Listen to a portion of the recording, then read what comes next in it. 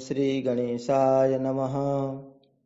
वागर्थाविव सम्पृक्तौ वागर्थ प्रतिपत्तये जगतः पितरौ वन्दे पार्वती परमेश्वरौ।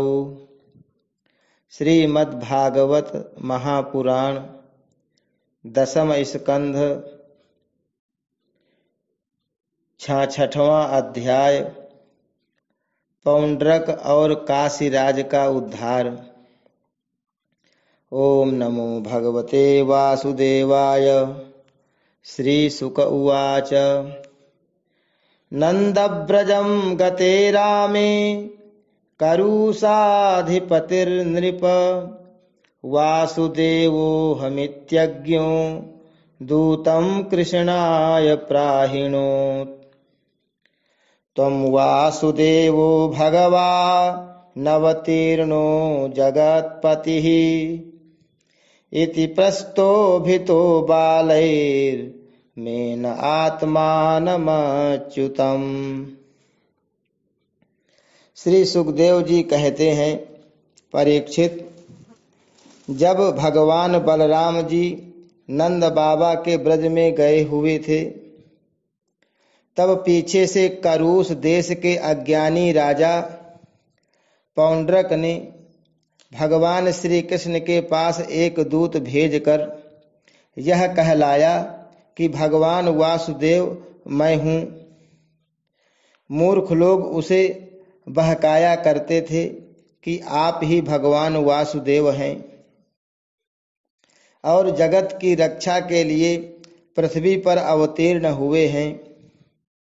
इसका फल यह हुआ कि वह मूर्ख अपने को ही भगवान मान बैठा। जैसे बच्चे आपस में खेलते समय किसी बालक को ही राजा मान लेते हैं और वह राजा की तरह उनके साथ व्यवहार करने लगता है, वैसे ही मंदमति अज्ञानी पौंड्रक ने अचिंत्य गति भगवान श्री कृष्ण की लीला और रहस्य न जानकर द्वारिका में उनके पास दूत भेज दिया। पौंड्रक का दूत द्वारिका आया और राजसभा में बैठे हुए कमल नयन भगवान श्री कृष्ण को उसने अपने राजा का यह संदेश कह सुनाया। एकमात्र मैं ही वासुदेव हूँ, दूसरा कोई नहीं है। प्राणियों पर कृपा करने के लिए मैंने ही अवतार ग्रहण किया है। तुमने झूठ मूठ अपना नाम वासुदेव रख लिया है, अब उसे छोड़ दो। यदुवंशी, तुमने मूर्खतावश मेरे चिन्ह धारण कर रखे हैं, उन्हें छोड़कर मेरी शरण में आओ, और यदि मेरी बात तुम्हें स्वीकार न हो तो मुझसे युद्ध करो।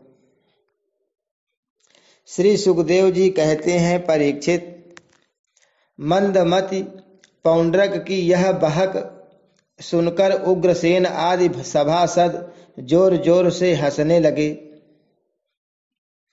उन लोगों की हंसी समाप्त होने के बाद श्री कृष्ण ने दूत से कहा, तुम जाकर अपने राजा से कह देना कि रे मूढ़, मैं अपने चक्र आदि चिन्ह यूं नहीं छोड़ूंगा। इन्हें मैं तुझ पर छोड़ूंगा, और केवल तुझ पर ही नहीं, तेरे उन सब साथियों पर भी जिनके बहकाने से तू इस प्रकार बहक रहा है। उस समय मूर्ख तू अपना मुंह छिपाकर औंधे मुंह गिरकर चील, गिद्ध, बटेर आदि मांस भोजी पक्षियों से घिरकर सो जाएगा, और तू मेरा शरण दाता नहीं, उन कुत्तों की शरण होगा जो तेरा मांस चींथ चींथ कर खा जाएंगे। परीक्षित, भगवान का यह तिरस्कार पूर्ण संवाद लेकर पौंड्रक का दूत अपने स्वामी के पास गया और उसे कह सुनाया। इधर भगवान श्री कृष्ण ने भी रथ पर सवार होकर काशी पर चढ़ाई कर दी, क्योंकि वह करूष का राजा उन दिनों वहीं अपने मित्र काशीराज के पास रहता था। भगवान श्री कृष्ण के आक्रमण का समाचार पाकर महारथी पौंड्रक भी 2 अक्षौहिणी सेना के साथ शीघ्र ही नगर से बाहर निकल आया। काशी का राजा पौंड्रक का मित्र था, अतः वह भी उसकी सहायता करने के लिए 3 अक्षौहिणी सेना के साथ उसके पीछे पीछे आया। परीक्षित, अब भगवान श्री कृष्ण ने पौंड्रक को देखा। पौंड्रक ने भी शंख, चक्र, तलवार, गदा, सांग, धनुष और श्रीवत्स चिन्ह आदि धारण कर रखे थे। उसके वक्षस्थल पर बनावटी कौस्तुभ मणि और वनमाला भी लटक रही थी। उसने रेशमी पीले वस्त्र पहन रखे थे और रथ की ध्वजा पर गरुड़ का चिन्ह भी लगा रखा था। उसके सिर पर अमूल्य मुकुट था। कानों में मकराकृत कुंडल जगमगा रहे थे। उसका यह सारा का सारा वेश बनावटी था, मानो कोई अभिनेता रंगमंच पर अभिनय करने के लिए आया हो। उसकी वेशभूषा अपने समान देखकर भगवान श्री कृष्ण खिलखिलाकर हंसने लगे।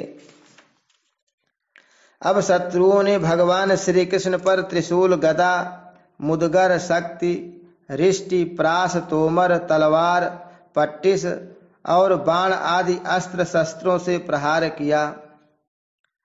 प्रलय के समान जिस प्रकार आग सभी प्रकार के प्राणियों को जला देती है, वैसे ही भगवान श्री कृष्ण ने भी गदा, तलवार, चक्र और बाण आदि शस्त्रास्त्रों से पौंड्रक तथा काशीराज के हाथी, रथ, घोड़े और पैदल की चतुरंगिणी सेना को तहस नहस कर दिया।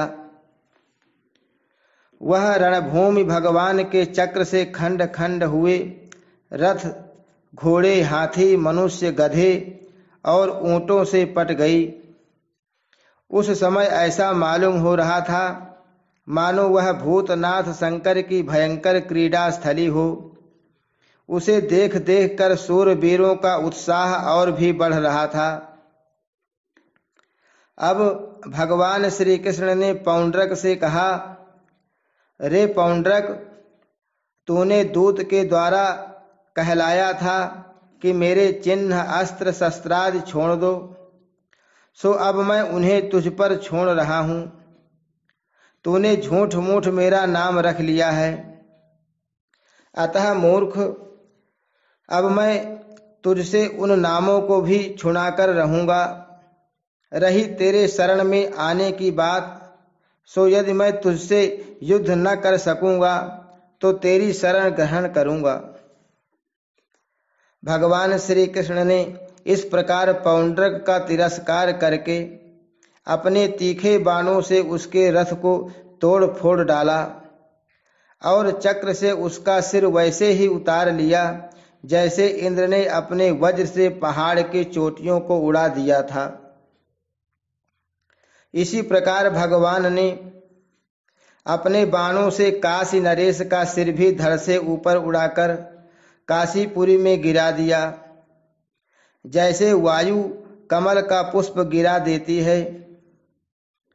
इस प्रकार अपने साथ डाह रखने वाले पौंड्रक को और उसके सखा काशी नरेश को मारकर भगवान श्री कृष्ण अपनी राजधानी द्वारिका में लौट आए। उस समय सिद्धगण भगवान की अमृतमयी कथा का गान कर रहे थे। परीक्षित, पौंड्रक भगवान के रूप का चाहे वह किसी भाव से हो, सदा चिंतन करता रहता था। इससे उसके सारे बंधन कट गए। वह भगवान का बनावटी वेश धारण किए रहता था। इससे बार बार उसी का स्मरण होने के कारण वह भगवान के सारूप्य को ही प्राप्त हुआ। इधर काशी में राजमहल के दरवाजे पर एक कुंडल मंडित मुंड गिरा। देखकर लोग तरह तरह का संदेह करने लगे और सोचने लगे कि यह क्या है, यह किसका सिर है। जब यह मालूम हुआ कि वह तो काशी नरेश का ही सिर है, तब रानियां, राजकुमार, राज परिवार के लोग तथा नागरिक रो रो कर विलाप करने लगे। हा नाथ, हा राजन, हाय हाय, हमारा तो सर्वनाश हो गया। काशी नरेश का पुत्र था सुदक्षिण। उसने अपने पिता का अंत्येष्टि संस्कार करके मन ही मन यह निश्चय किया कि अपने पितृघाती को मारकर ही मैं पिता के ऋण से उऋण हो सकूंगा। निदान वह अपने कुल पुरोहित और आचार्यों के साथ अत्यंत एकाग्रता से भगवान शंकर की आराधना करने लगा। काशी नगरी में उसकी आराधना से प्रसन्न होकर भगवान शंकर ने वर देने को कहा। सुदक्षिण ने यह अभीष्ट वर मांगा कि मुझे मेरे पितृघाती के वध का उपाय बतलाइए। भगवान शंकर ने कहा, तुम ब्राह्मणों के साथ मिलकर यज्ञ के देवता ऋत्विक भूत दक्षिणाग्नि की अभिचार विधि से आराधना करो। इससे वह अग्नि प्रमथ गणों के साथ प्रकट होकर यदि ब्राह्मणों के अभक्त पर प्रयोग करोगे तो वह तुम्हारा संकल्प सिद्ध करेगा। भगवान शंकर की ऐसी आज्ञा प्राप्त करके सुदक्षिण ने अनुष्ठान के उपयुक्त नियम ग्रहण किए और वह भगवान श्री कृष्ण के लिए अभिचार मारण का पुरस्चरण करने लगा। अभिचार पूर्ण होते ही यज्ञ कुंड से अति भीषण अग्नि मूर्तिमान होकर प्रकट हुआ। उसके केश और दाढ़ी मूछ तपे हुए तांबे के समान लाल लाल थे। आंखों से अंगारे बरस रहे थे। उग्र दाढ़ों और टेढ़ी भ्रुकुटियों के कारण उसके मुख से क्रूरता टपक रही थी। वह अपनी जीभ से मुंह के दोनों कोने चाट रहा था। शरीर नंग धड़ंग था। हाथ में त्रिशूल लिए हुए था, जिसे वह बार बार घुमाता जाता था और उसमें से अग्नि की लपटें निकल रही थीं। ताड़ के पेड़ के समान बड़ी बड़ी टांगें थीं। वह अपने वेग से धरती को कंपाता हुआ और ज्वालाओं से दसों दिशाओं को दग्ध करता हुआ द्वारिका की ओर दौड़ा और बात की बात में द्वारिका के पास जा पहुंचा। उसके साथ बहुत से भूत भी थे। उस अभिचार की आग को बिल्कुल पास आई हुई देख द्वारिकावासी वैसे ही डर गए जैसे जंगल में आग लगने पर हिरण डर जाते हैं। वे लोग भयभीत होकर भगवान के पास दौड़े। दौड़े हुए आए। भगवान उस समय सभा में चौसर खेल रहे थे। उन लोगों ने भगवान से प्रार्थना की, तीनों लोकों के एकमात्र स्वामी, द्वारिका नगरी इस आग से भस्म होना चाहती है। आप हमारी रक्षा कीजिए।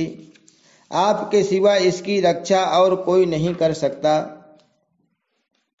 शरणागत वत्सल भगवान ने देखा कि हमारे स्वजन भयभीत हो गए हैं और पुकार पुकार कर विकलता भरे स्वर से हमारी प्रार्थना कर रहे हैं। तब उन्होंने हंसकर कहा, डरो मत, मैं तुम लोगों की रक्षा करूंगा। परीक्षित, भगवान सबके बाहर भीतर की जानने वाले हैं। वे जान गए कि यह काशी से चली हुई माहेश्वरी कृत्या है।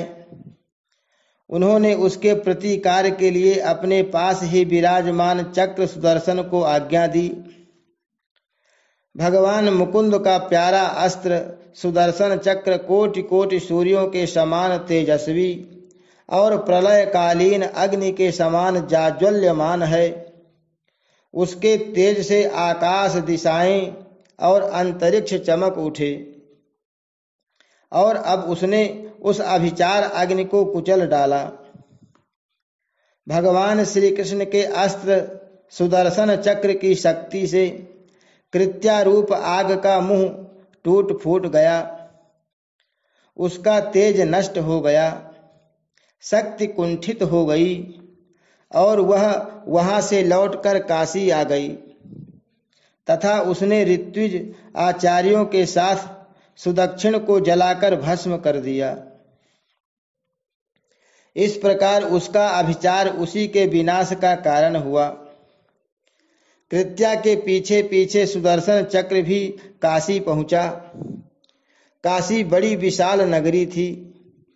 वह बड़ी बड़ी अटारियों, सभा भवन, बाजार, नगर द्वार, द्वारों के शिखर, चार दीवारियों, खजाने, हाथी, घोड़े, रथ और अन्नों के गोदाम से सुसज्जित थी। भगवान श्री कृष्ण के सुदर्शन चक्र ने सारी काशी को जलाकर भस्म कर दिया और फिर वह परमानंदमयी लीला करने वाले भगवान श्री कृष्ण के पास लौट आया। जो मनुष्य पुण्य कीर्ति भगवान श्री कृष्ण के इस चरित्र को एकाग्रता के साथ सुनता या सुनाता है, वह सारे पापों से छूट जाता है। हरि शरणम। श्री कृष्णार्पणमस्तु।